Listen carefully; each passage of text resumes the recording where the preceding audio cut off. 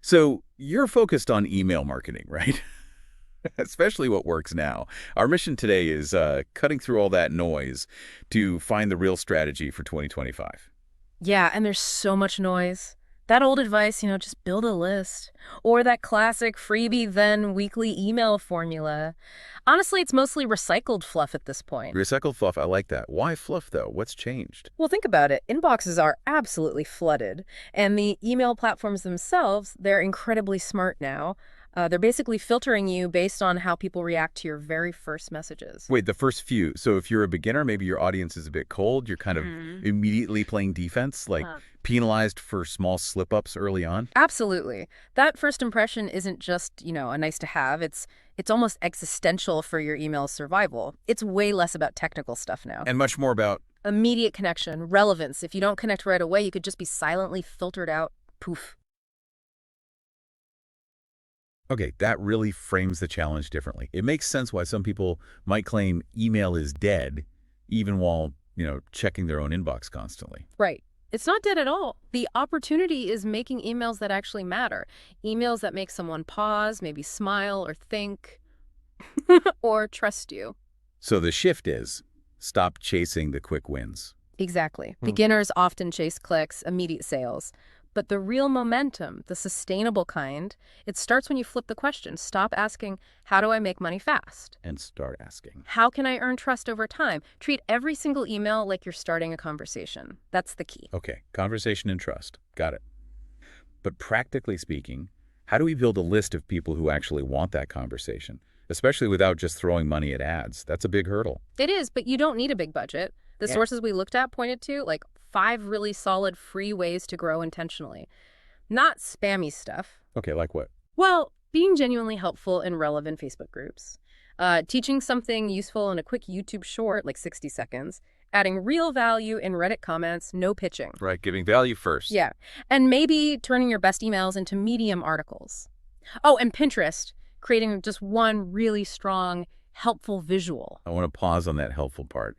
It's not just post your link, is it? Yeah. The source is really stressed giving value first, then maybe teasing your lead magnet, don't give everything away up front. Exactly. And crucially, name your list. Something people connect with, like the Copy Confidence Club example. It creates identity, loyalty, not just sign up for updates. Okay, identity builds loyalty. That leads us to the writing itself.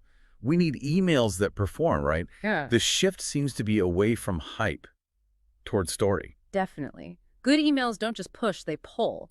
They pull you in with curiosity, with truth, with a relatable story. And there's a simple framework mentioned. Hook, brash, reveal, back, bridge. So start with something real. Share the lesson. Then invite a small, easy step. And vulnerability plays a huge role in that hook and reveal. Remember that subject line example? I made $800 from a typo. Yeah, that one stood out.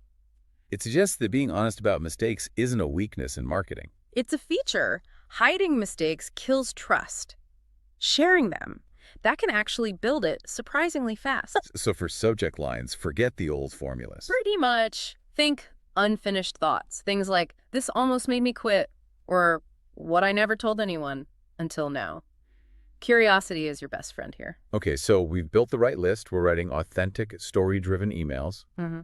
How do we actually know if it's working? What metrics matter? Good question. Focus on these 3. Open rate tells you if your subject line worked, click rate tells you if your content worked, and replies. Replies mean connection. Replies are proof of connection, absolutely. And here's the critical bit. Compare your results to your own last email. Forget generic industry benchmarks, they don't help much. Right, focus on your own progress. Now, for tools, beginners often get overwhelmed. The sources mentioned one specifically, lead sleep. Yes, lead sleep, and that's pronounced lead sleep. It got highlighted because it seems to hit a sweet spot.